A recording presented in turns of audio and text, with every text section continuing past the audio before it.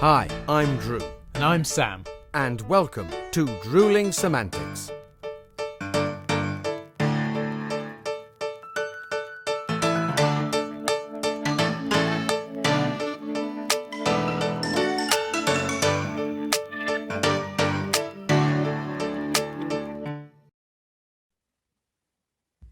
What? Do you know what? Do you know what? When I knew that we were recording for Drewling Samantics today, I had no idea that our special guest was Francis Rossi.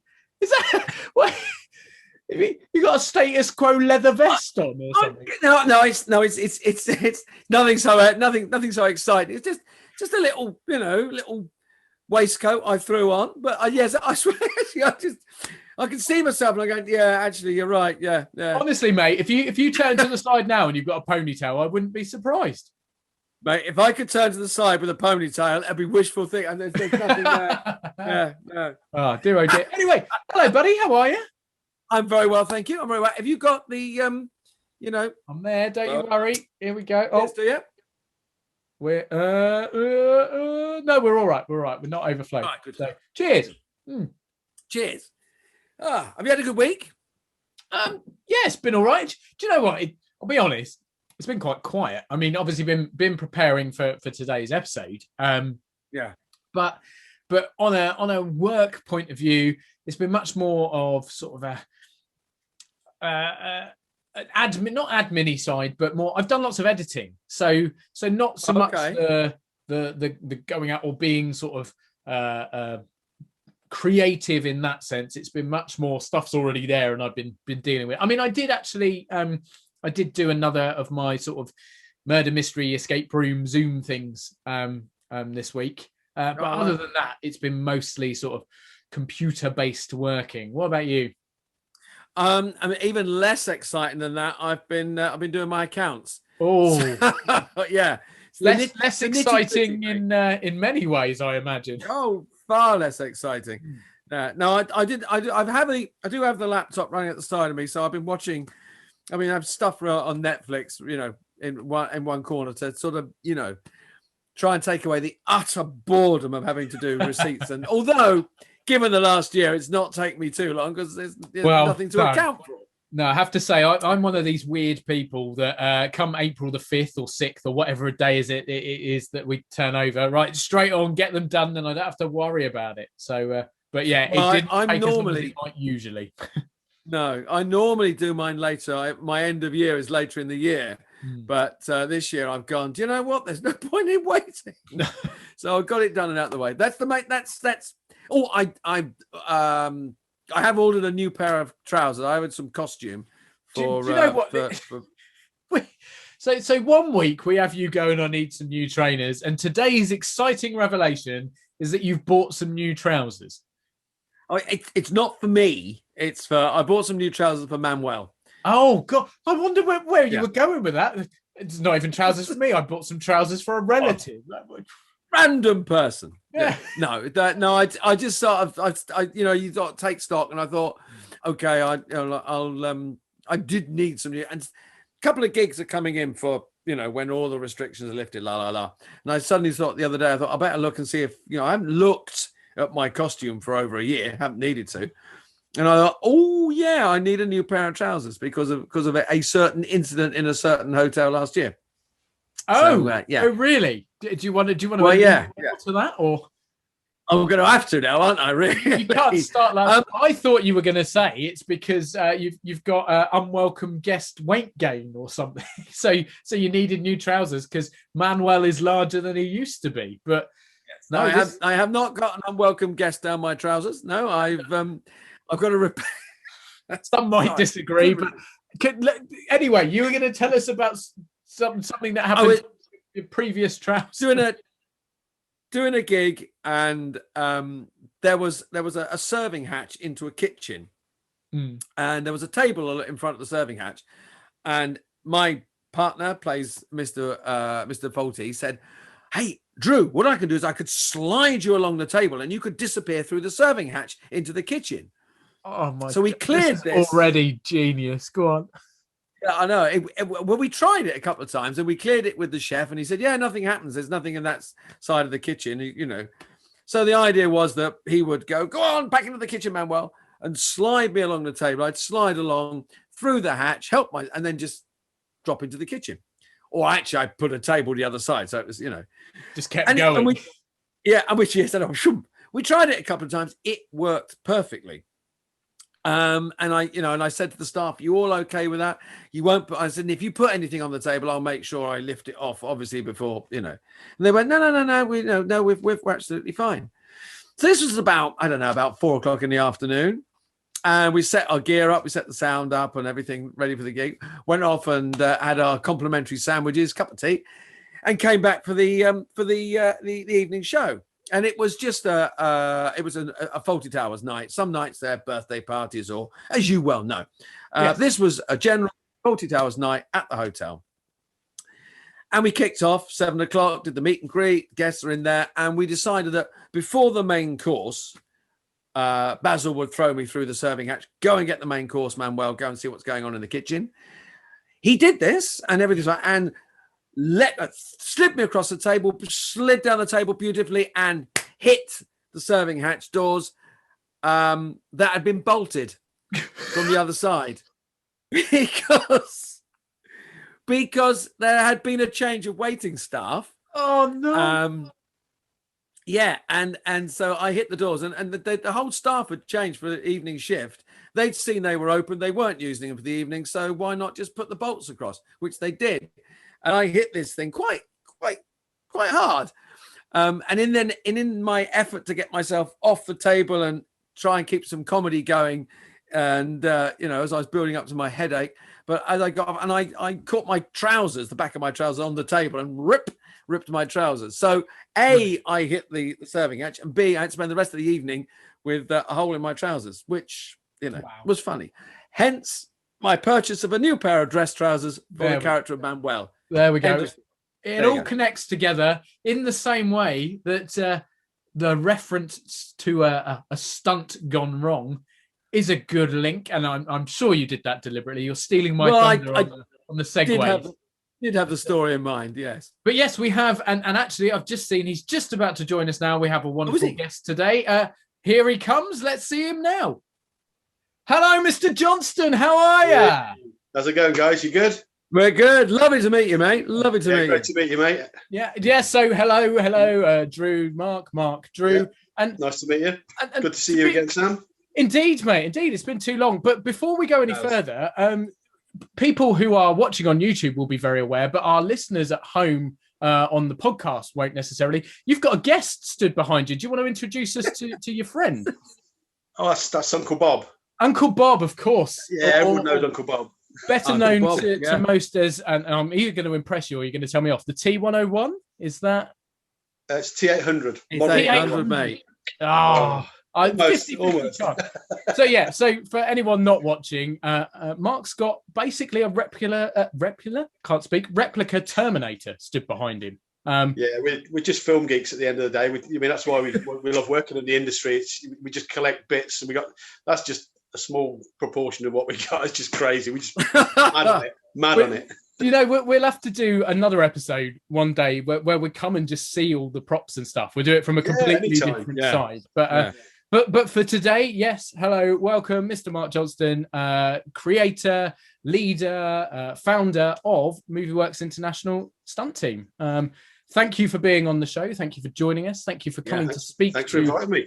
Well, no, more than welcome. And I think our listeners and viewers are really in for a treat, because Drew and I have actually talked a little bit about stunts previously, obviously me being involved with your team at certain points and just reference. But I think it's an area of the business that really doesn't get talked about enough, or doesn't get the plaudits that it deserves. So to have you here and be able to tell everyone out there about things that they probably don't know a lot about, and I think it's a great thing. So thank you very much. Thank you guys. Lovely. Thank you. And I guess to start us off then, could you please tell us a bit about you, your career, and how you started, or why you started the stunt team? I started in stunts about 20 years ago. And that was my first journey into sort of the training and getting pulled into jobs with the guys that were on it, because I was part of the way through my training at that point. And it was one of those things that I'd always wanted to be a stuntman since a child, even to the point where at school the careers officer says, "What do you want to be when you leave school?" And I said, "Stuntman." I said, "Well, no, what do you really want to be when you leave school?" I said, "Stuntman." So they just didn't have a clue. So I eventually got my chance to get into the industry, but then very quickly ended up going independent. So we set up the team purely because I felt that I wanted to go around things a different way. I came at it from a background of a very high grade martial arts system, and then I was a professional bodyguard before I got into stunts. So the firearms training and the guns, the firearms training and the vehicle drills and all that sort of thing. It tailed into sort of action, really. All that sort of training was something that I enjoyed and working in that industry. But it was never really what I wanted. Stunts was what I wanted. So after my training and getting on a few big films and realizing actually I wanted to go around things a bit of a different way, set up independent, and we set up the team purely because as an independent I was out there working on my own, just going on to jobs quite happily, enjoying my job. But then I thought, well, actually I want to share this with like-minded people that sort of want to go the same route I do, and set up a real family, a team that's a family. Because when you turn up on a set, you don't know who you're going to be working with. You might never have met them before. And when it comes to stunts and action, it can sometimes get in the way a little, because you've got to first get to know how each other works. And whereas we thought, right, if we set up a team, start off with teaching them from the base upwards. So start off with safety, then they go into fighting, then they go into all the different skills that we teach. And that way we know that right from the base level, from day one, they've come to us with a skill and a want for getting into stunts anyway. And then we just say, right, well, you should start off as part of the safety. You understand why it's so important, and then we take it on from there, so that as you grow, your first thought on any stunt is, right, is this, how can I help on the safety side? Yeah. I talking to the safety side, I did a job a couple of years back. I was working at the Ideal Home Show, and all the guys that were doing the rigging, the high rigging, were all stuntmen. And they were, they would come in the morning and they'd spend an hour just checking their gear. Yeah. Everything, ropes, lines, carabiners, everything was checked, and they would just throw everything. Not happy with that? No, bin it. Yeah. And we all, from the little that I know, and it's very little about the stunt world. And sort of looking at it from a punter's eye view, that's the one thing that everybody goes, "Oh, it's terribly dangerous." But of course, the idea is to mitigate that, is to take the danger element completely out of it. Yeah. So, I mean, they said very few stunt people I've met have always said probably the safest place to be on set is standing next to the stunt coordinator. Yeah, that's it. Yeah, that's the thing. It's at the end of the day, it's our job to find safe ways of doing stuff that when it shows on camera looks really dangerous. And even the more dangerous we can make it look, but the more safer we can make it be, we've ticked all the boxes. So we've done everything from our perspective that keeps everyone safe, but it looks amazing in front of camera, which is what the director wants, obviously. Yeah. And that's the thing. I mean, it's even down to simple things like sort of rolling and break falling and screen combat. If you're of a mind that there are people within the industry that just go at each other and hit each other, and if that's what they want to do, that's what they do. But the way I see it, how do you do 20 takes like that? I was just about to say continuity problems and bumps and bruises and not very happy with each other. So luckily those people are few and far between, but and there are times when you do have contact where it's consented, because it's a partial contact to show a scene specifically the way it is. But yeah, generally we do everything to create an illusion that looks really dangerous. I guess the funny thing is that I was going to say it's a thankless job. It's not a thankless job, but the point is that a stunt man or a stunt coordinator or a stunt team who are doing their job perfectly are not noticeable, because as far as the audience is concerned, that's your big actor or your leading actor or whatever, just in a scenario, and you don't see the difference. And I guess on the occasion that you hear about stunt people, unfortunately, it's where something has gone wrong in the mass media. So that's another thing that we want to do right now is create an even bigger awareness of exactly how much goes in, how important stunties are to huge productions, small productions, to, as you say, anything from, we could be talking about huge explosions and people flying out of windows and off buildings. You could be talking about a simple hand-on-hand combat, which is 3 or 4 seconds in an average kind of TV show that a viewer wouldn't think twice about, but it still has to be planned and made safe. So, oh yeah, without a doubt, it's I mean, safety's got to be paramount.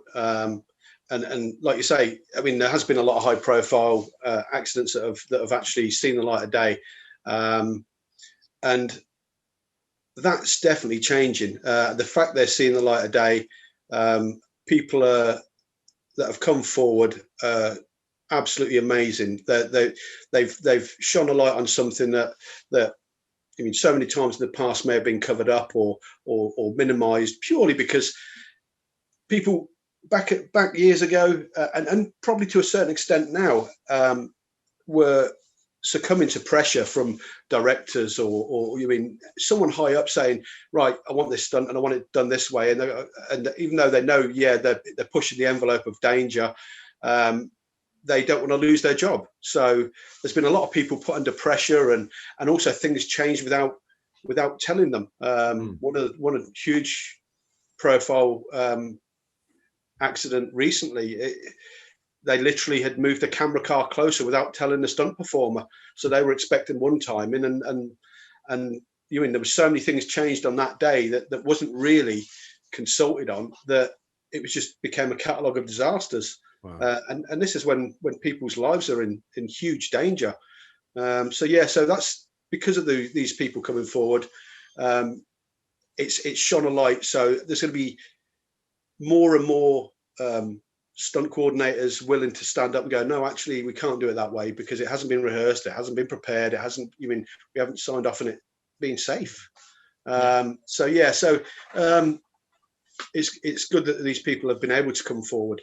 Because I know even down to the insurance companies were trying to coerce them into not coming forward by saying, if you go forward, you're only going to get a partial payment of whatever you're due. And even some horrific things have gone on throughout some of these cases. But I mean, luckily these people have been brave enough to come forward, and it is shining a light. It's making the people that are quite easily sort of pushed by these directors, and also the people that probably maybe not have been that safe before, to look at the safety levels first. I mean, because you look at movies now, and I mean, there are massive, enormous budgets, budget of a small country, and an amazing looking film and fabulous effects. And you think to yourself that there is only so far you can go, and you're risking an enormous amount and a huge budget if you don't get this right. And also, as you say, the law cases, insurance firms, if you don't get it right, there's just from a purely economic point of view, which should be the last thing you look at, really. Safety is paramount. But if you're a film producer or a studio and you're looking at a massive multi-million budget, you're going to go, that ain't happening. We've got to stay. I know I did an episode of Pennyworth last year. Oh, cool. I was playing a wrestling referee. I thought you were going to say a wrestler, and I was like, I need to watch this now. What? Yeah, mate. I mean, they've outlawed dwarf throwing, mate. You can't do that anymore. So it's cut off an enormous corner of my work that I can get up to. But you may gather, Mark, there is always a little gentle joshing about the fact that I'm only 5 foot. You got to have fun. What do you do? You got to have fun.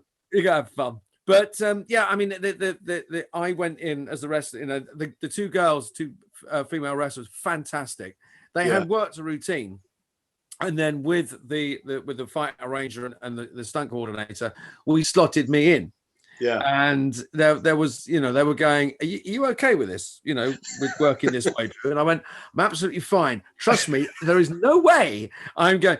But it was, you know, we spent 3 hours of very carefully, the girls going, I'm standing here, I'm coming in here. This is where you'll break us. This is where I'll roll.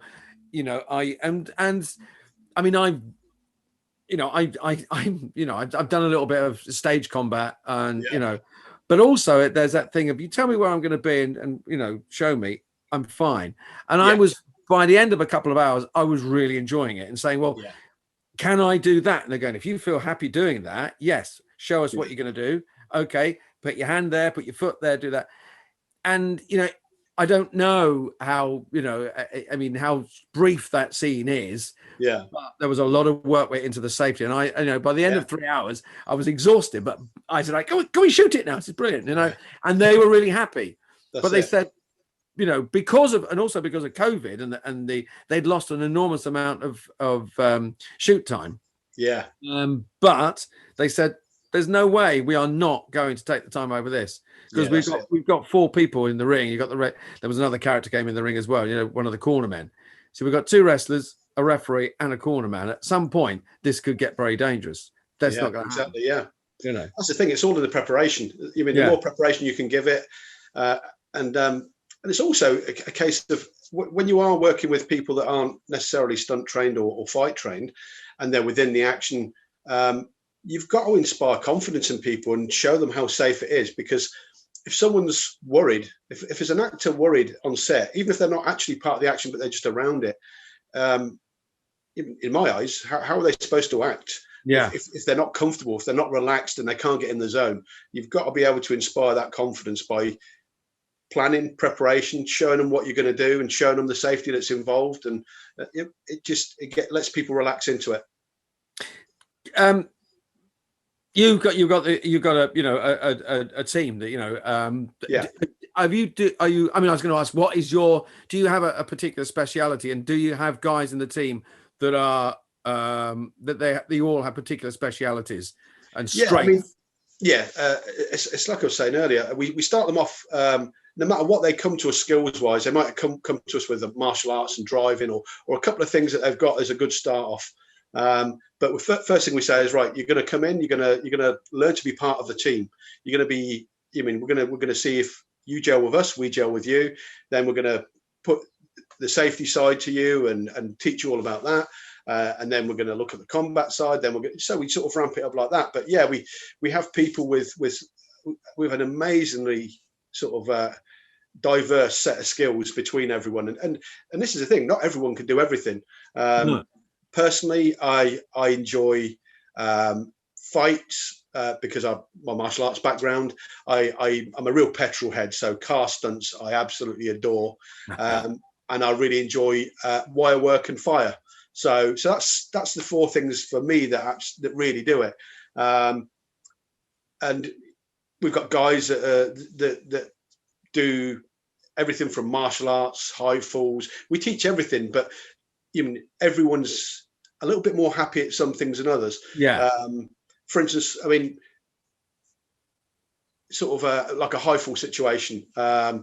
We teach it. We've got high fall airbags, and all of our guys do it. But there is 2 or 3 guys that they're not happy with heights. But so we equally treat them as part of the team when we do a high fall day, because they're part of the guys that are setting up the airbag, checking its safety between each jump, moving it around a little bit and just checking things, or setting up a box rig around it if there's a dead space. So even if someone it's not their speciality, they're always able to jump in and be a part of the safety on that team. And that's why we've done what we've done it the way we've done it. It's purely because if they're not happy with heights, they can be part of the ground team. If they're not happy with fire, they can be part of the team that we teach to put the guys out that are on fire, because that's a whole different skill again. So we make everyone part of sort of the extended team of everything, but then they have the chance to sort of specialize in whatever they're really passionate about. Yeah. There's few people that are really passionate about the fight and the wire work, and everybody in the team seems to love fire. I think we've got a load of pyromaniacs. So it's cool. I mean, we've got 2 or 3 guys that are really hot on the driving side. So we've got something for everyone, and we teach everything, and we enjoy just exploring everything as much as we can. Going back actually to something, Drew, you sort of touched on a minute ago. Obviously, as you know, Mark, we kind of Drew and I started this podcast because we were visited by what we call the unwelcome guest, and restrictions were in place, so we couldn't go out and about and do our jobs as normal. How heavily, obviously we know you have been heavily affected, but just how heavily have you been affected by that with the team, and what sort of things have you had to adjust, and how have you overcome the fact that we have been in lockdown, but work has still had to carry on in certain areas? Well, I mean, overnight we'd gone from having 3 productions in pre-production we were getting ready for, to COVID lockdown number 1 and everything being put on the back burner. So straight away the stunt work was drying up. But the problem is, if we stop training entirely, then we let our skill base lapse, and the good habits of safety, etc., are no longer habitual. So initially we thought, right, how are we going to get around this? How do we carry on? Because look, we've got a training unit in Banbury, we've still got to pay rent on, and overnight we had no income. So from the martial arts tuition as well, because we teach martial arts in there as well as all the stunt stuff, so all of that dried up overnight. And luckily, it's down to sort of the team, the backup we have, the family that we have, that we all sort of found a solution between us and thought, right, let's see how we can get through this. We've got to do this. And we found the fact that with elite sportsmen and people whose jobs involve training, for instance, professional footballers and golfers, etc., if they stopped for a year, what would they be like if they came back after a year? So we had to sort of run under that guise. So we were constantly getting everyone the COVID tests, and we were doing all the things that we had to do. We were using a track and trace. We were taking temperatures. We were very conscious about who we were near. We basically set up a training bubble with our team, which was really cool. We still wore masks when we trained, and where we could, there were certain things like we just changed certain principles. Like when you're rigging someone up in a vest for wire work, normally you'd be face to face and you'd be doing up the buckles and looking down it. We just go off to the side and keep a mask on and don't face them. And it was just small things, but a lot of small things. And constant gels, and just doing everything we could. And it worked, because not a single person in the team ended up with COVID. So it's something that for the first lockdown and right up to sort of the tail end of last year, we were just training. About the middle of last year, we ended up we had to finish off a fight scene for our own feature film. That we're doing with Jerpy Productions, and Sam was on it. I was, yeah. I'm waiting for my next call up. He may or may not live. I'm waiting for my next call up, because I specialise in water and driving, not at the same time, but cool. But the next one, I'm so there. Yeah. And if you need someone as a stunt double for a very stunted growth child, then we've got Drew as well, so he can come and have a go as well. I've given the look there, guys. No, man, you're quite all right, mate. You're fine. I can take it. I can take it. But the love between you two. Is there to be serious? I mean, is there one stunt that you either want to do or you've been really impressed by? You've looked and gone, I want to go at that, or you've looked and gone, that is amazing. There's something sort of taking your breath away as a professional. I mean, there is so many. Really is so many. But I mean, I think the ones that really inspire me, that you don't see quite so much of today, because they're just not in sort of what's the word I'm looking for? A mental block.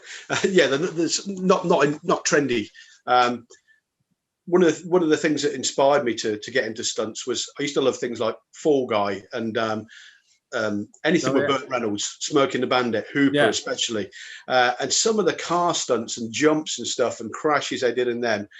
I mean, you knew purely because back in the day, these guys had balls of steel and they were the pioneers. They were like, yeah, let's try it, and then they found out what was safe and what wasn't. So when you see some of the things these guys pulled off back then, they're the guys that sort of inspire me. You look at some of the, I just love all the car stuff in Hooper. You got, especially there's a bit with a Trans Am and they're blowing up a giant tunnel and it just misses and it's just perfect time and it's just so many cool things. Yeah, brilliant stuff. I love it. I mean, I think I think it's quoted as one of the greatest car chases is the one from Bullet. Yeah. Quite apart from the fact that he's driving a Mustang, it's like, God, that's a great car chase. Yeah. Oh, it's amazing. It is amazing. Yeah. So Sam, I got to ask the driving thing. Yeah. Come on now, elucidate for everyone. Well, Mark wets his whistle with a beer there. Well, I've mentioned before, haven't I? So I was very much like Mark, very much a petrol head. Growing up, I was always taking cars apart, putting them back together, modifying, and I've done a few track days in my time and done a bit of drift work as well. So I'm just nice. Waiting for that call that Mark's on another film and he needs a second driver, because I know you take first dibs on all of those. I understand that. It's got to be done. Yeah, I mean it's one of them things that. I mean, because we are independent, we're not going to get Marvel films and Bond films and things like that. But we get some incredible films. And yes, they're not hundreds of millions, but it's at the end of the day, we're making an excellent sort of way forward, doing what we love. So yes, we're not on the same level as some of those huge films. So car stuff on the lower budget stuff. Even up to sort of a few million quid, it's very few and far between. So we do sort of try and jump on that a little bit more.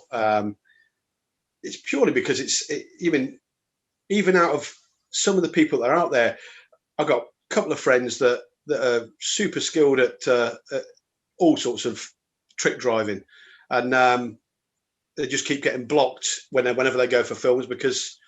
They're not part of any club or any group of people that they're in favour of. So we end up pulling people in like yourselves. I mean, it's pulling in people they've got good base skills. I mean, when we teach our team about car stunts, the first thing we teach them, we sort of do it in 3 levels. We do proximity driving first, so that we know that you can drive safely and not hit cameras. Safely, quickly, a load of cone stuff. And you can just do quick camera passes and handbraking up to the camera. So it's all proximity stuff initially. Then it's trick stuff where you're doing your drifting and your donuts and handbraking in a box and things like that. And then the stunt side of it is the side that we can really only practice when we've either got an excess of vehicles we want to try and sort out, or we end up on a set and they've given us some vehicles to practice with. So, because the cars that we practice with, we don't want to damage them because we practice with them a lot. So, we practice more the trick stuff. But whereas the stunt stuff, you're jumping or you're pipe ramp jumping or you're smashing into someone, and that's what I sort of class as the stunt side of driving. So,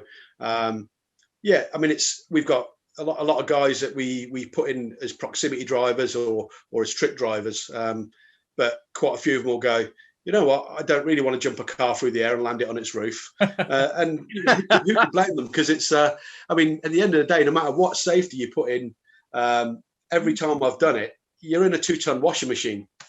You know what I mean? So you do come out of it, you a little bit as if you've been shook around. A bit shaken up. Luckily, because of the safety we put in, there's no problems, there's no issues, but you have just jumped around in a 2-ton washing machine and then got out and you're a little bit woozy or sort of adrenaline that was a takes hard over, one. doesn't it? And Yeah. your mind's perhaps not completely on the straight and narrow at that point. You're a bit, that's bit it. twitchy. But I have to say, just to follow on from what you're saying, having worked with you on a few occasions, the camaraderie and the feeling of being part of a family is so paramount to that safety. And we keep using paramount and safety a lot in this chat, but that's because it is, and that is the building block, the first step of anything. It is, 100%. But 100%. I've always felt so incredibly safe doing any work with you and your guys, because it's that family feel. Everyone's got each other's backs. Everyone is fully versed in what's going on and is well prepared. And no one takes any silly risks or does anything that hasn't been fully practiced and run through.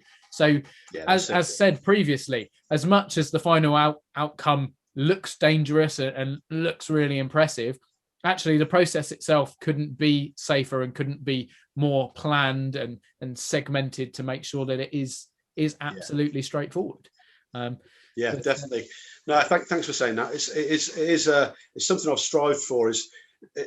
I wanted the same ethos that we had either when we were doing close protection or we were running a nightclub door, and where, I mean, if someone hasn't got your back, your life could be in danger. And that's the same that goes with this. So as far as I was concerned, when you're going on set and you're meeting new people, I mean, as we all know, every industry, including ours, has got some cutthroat people in it.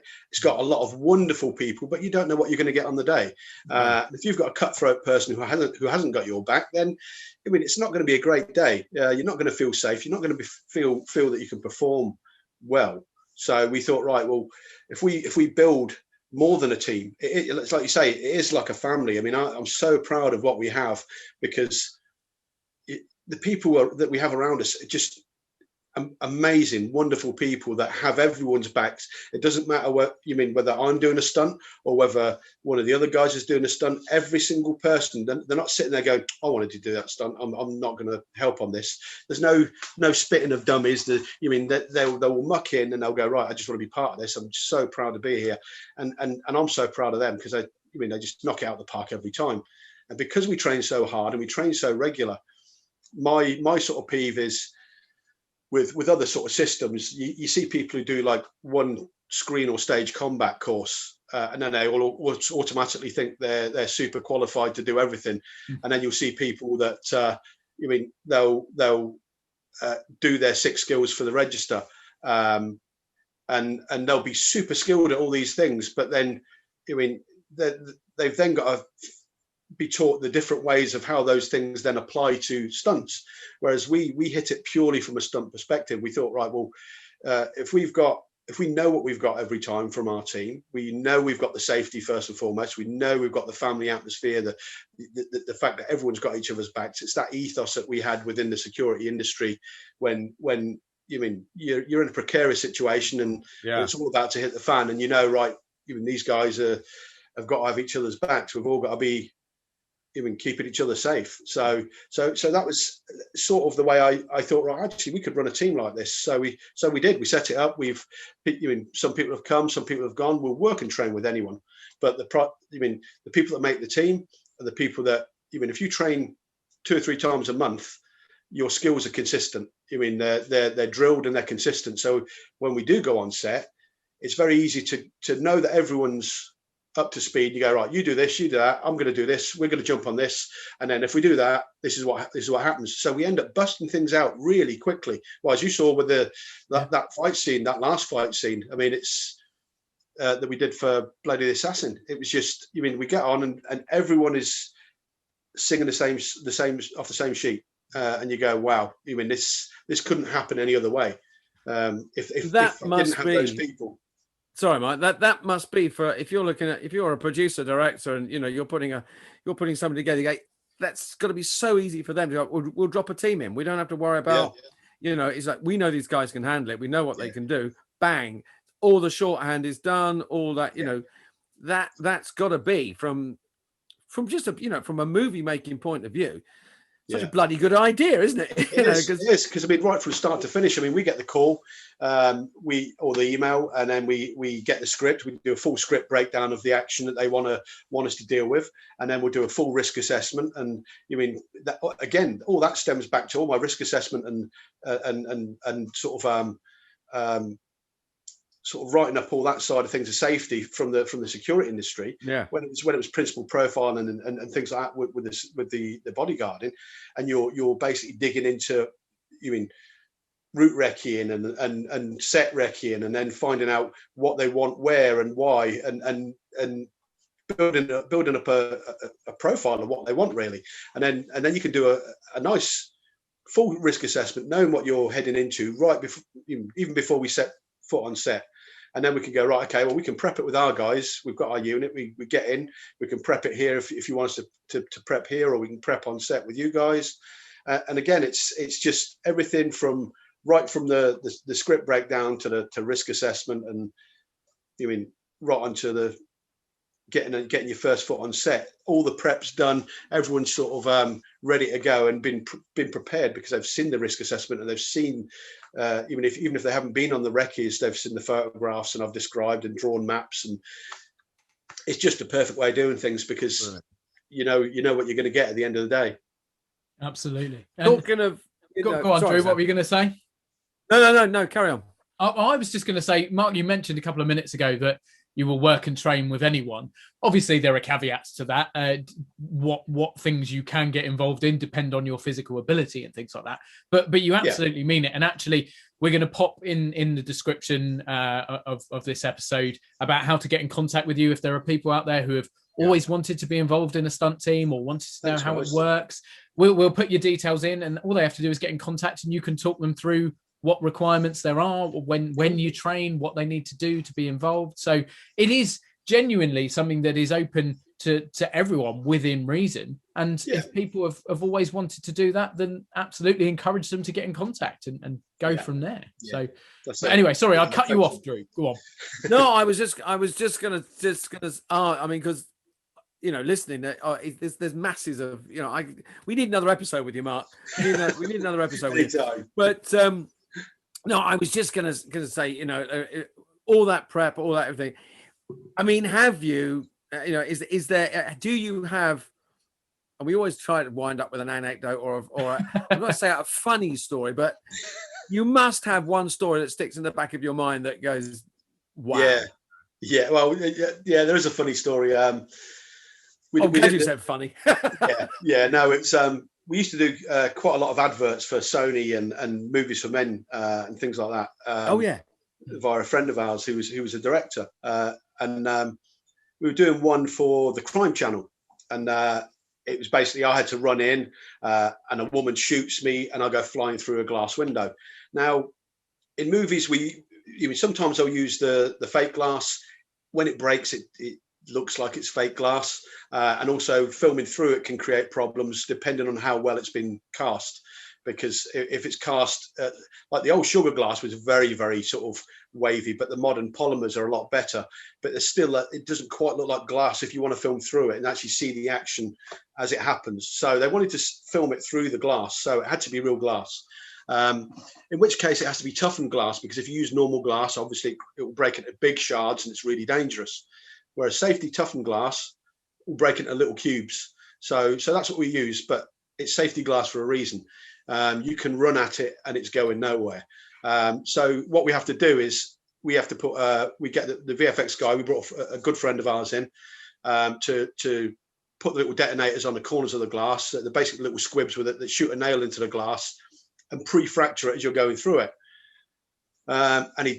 We'd been doing all the tests, and we got all the glass set up, and he's done all the electrical tests and tested all the squibs out. Everything was bang on. What we didn't realize was that at some points, it was a big old house with thick walls, and it had like internet repeaters in every sort of room pretty much.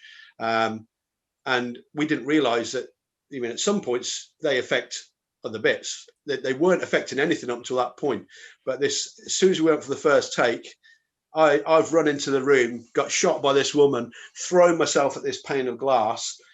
My mate Matt pressed the button, and the internet senders have literally just blocked it, and I've hit this window like a pigeon.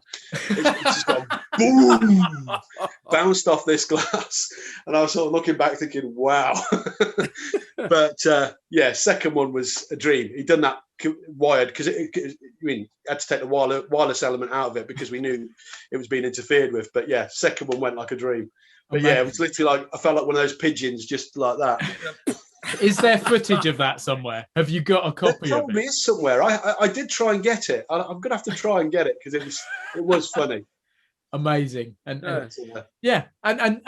sadly, as Drew was saying, we could fill multiple episodes with you, but no, you've got to crack on. So we will have to call it a day there. But what a lovely way to finish. The image of this great bearded, bespectacled pigeon hitting a glass window. But no, seriously, Mark, thank you so much for coming on. It's been incredible. I know, obviously, I've worked in the industry to a small extent, but our listeners out there will not have known most of what you've talked about or any of what you've talked about. And I think it's just great to be able to open that up and say to people, look, there is a completely different side to the performance industry and stunts, and people need to be aware of it and the amazing work that you guys do. So thank you again for coming on. It's great fun. I mean, we have to pinch each other on set every day. I mean, it's like never growing up. We're just playing like we did as a child. It's just that everything's got better. Amazing. But no, bigger and better toys. Yeah, definitely. And we look forward to seeing more stuff and hopefully working with you again soon, mate. Definitely. Been a pleasure, mate. guys. Thanks, Mark. Lovely. Take care of yourself. Take care. See you, mate. Cheers. See ya. Bye, mate. Well, I tell you what, I'm so glad I met Mark, and B, what a brilliant episode. I mean, what a fascinating guy. I mean, genuinely one of the nicest people you'll ever meet or work with. It just, everything that was said about the family feel and everyone having each other's backs. He's just a really, really genuine, hardworking bloke. He completely knows his industry inside out, and he's just brilliant fun to work with. So, and it's that. I mean, I get the feeling from what he's talking about. You know, there's that patience and planning. You know, really well balanced as well. What a lovely bloke! Absolutely lovely bloke. Yeah, really great and busy. God, busy. So, I mean, the one obviously I'm most excited for, but later this year, hopefully, we'll see the release of Blade of the Assassin, which is the movie I worked on with him, which is it's so much fun, a real kind of action-packed kind of thriller. Cannot wait to see that. So they've got that coming out later this year, and they also start filming Fatal Angel, which is another one of their movies. Yeah, so they're filming that later in the year. And I believe he mentioned to me that he's just worked with Alan Carr as well on Alan Carr's TV show. They've just filmed a new series and done a couple of stunts for that as well. So keep your eyes out at home for stuff with Alan Carr, and absolutely keep your eyes peeled for Blade of the Assassin. Such a fun movie to work on, and I can imagine it's going to be an incredible final outcome. So, well, they got, was it a cast and crew premiere late summer? So so I get to see it in the late summer. Don't know about general release, but hopefully not too long afterwards. So looking forward to something to look forward to. Invite me. I'll take the microphone along, and we'll have something for all our listeners and subscribers. We could do. We absolutely could do. A live stream, although that probably defeats the object of having a private cast. Who knows? Anyway, but so I've got that to look forward to. But what have you got coming up, Mr. Fetz? Quiet week. Well, it's a busy week. It's a personal week this week. I have my second vaccination. So I'll be. I told you I'm going to start some swimming lessons. I start those this week. Lovely. And then my mother is going to have a cataract operation, so I'll be looking after her for a couple of days. Oh, so that's, as you said, quite a personal week then. Yeah, but then at the end of the weekend, Verona's got her show coming up at the Watermill in Bedfordshire, so I shall be assisting with the musical balloon band on the Saturday. So looking forward to that. Fun stuff. Yeah, lovely. And you? So I've got lots more editing to do, so I'm still in full swing for editing the audio book. The previous one's doing really well. If anyone wants to go and download it, please do. The Wasteland Road Nights Volume 1 is available on Amazon, so please go and get it. But yeah, so I'm editing. Fantastic cover on that as well, mate. You know, the guy on the front of that's incredible, isn't he? I mean, yeah, absolutely. But yeah, so please do go and download the audiobook, or buy the hardback and paperback and whatever if you can find it. Yeah, please do. But and I'll tell you what, I meant to mention it earlier. Obviously, we're going to leave our lovely listeners to the what's remaining of their weekend shortly. But I just have to make a point.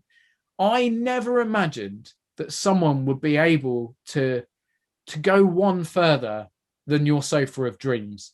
But I have to say, Mark's background put us both to shame, mate. I mean, stunning, mate. Stunning. Props and God knows what else going on back there. So there's an excuse for anyone listening at home, just on the podcast. Check it out on YouTube as well. It's worth it just to see some of the amazing stuff in Mark's background. I've got a couple of new cushions as well, you may have noticed. So, do you know what? It's almost like you knew what was coming and you thought, I better have something sparkly. I didn't. I just chucked those on the back there for a joke. And he outdid me anyway. Brilliant.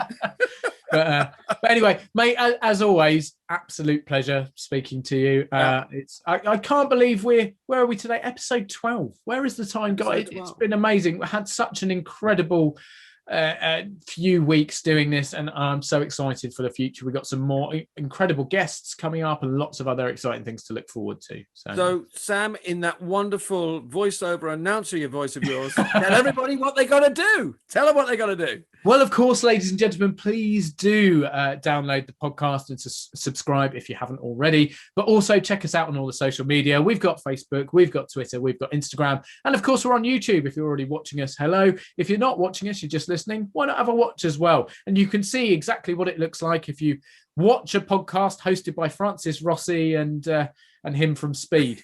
Keanu Reeves. Yeah. Keanu Reeves. Budget versions of both, we must add. But absolutely, yeah. But yes, no, so please do follow, share, like, comment on social media, subscribe to the podcast, subscribe on YouTube, and share with all your friends and family so we can keep growing and keep bringing you incredible guests like Mark, who's been on with us today. So looking forward to next everyone. week. Mate. Yeah. So next week. To next week. Cheers, everyone at home. Cheers Drew. And cheers, everyone. See you soon. Have a good one. Take care, Sam.